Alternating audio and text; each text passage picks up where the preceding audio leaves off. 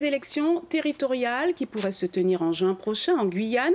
Le Sénat l'a entériné cette semaine, une décision prise en raison de la crise sanitaire actuelle. Il faudra toutefois attendre la décision finale de l'Assemblée nationale le 9 février prochain. Bertrand Villeneuve, bonjour.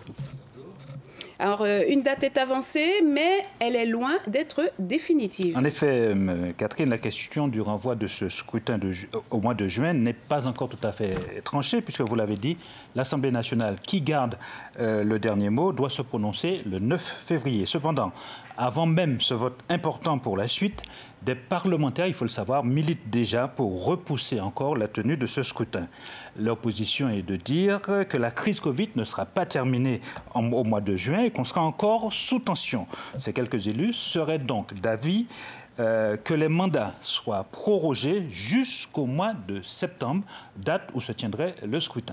En tout cas, quelle que soit la date choisie au final, on sait déjà que la CTG va évoluer dans sa composition, puisque la collectivité territoriale va passer de 51 à 55 élus. Comment est-ce possible? Et voilà, il faut dire que dès le départ, c'était prévu que dès que la population de Guyane atteindrait le chiffre de 250 000 habitants, la collectivité passerait à 55 élus. Nous y sommes. Et le député Lénaïque Adam, il a été très vigilant là-dessus en faisant voter en fin d'année dernière l'amendement qui va bien. Alors évidemment, il y a une incidence. Le nombre d'élus par section évolue, parfois, pas tout le temps.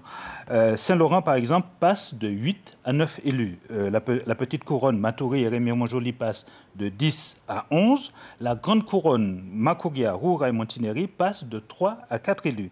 La section du Haut-Maroni gagne 2 élus, il passe de 5 à 7, mais ceci parce que la section des Savanes perd un élu. Les Savanes sortent de 7 élus pour arriver aujourd'hui à 6 élus. Alors bien évidemment, nous reviendrons plus en détail sur tous ces chiffres parce qu'il y a beaucoup de chiffres à retenir et surtout, ce sera important au moment du scrutin en juin ou en septembre. Merci Bertrand pour toutes ces explications.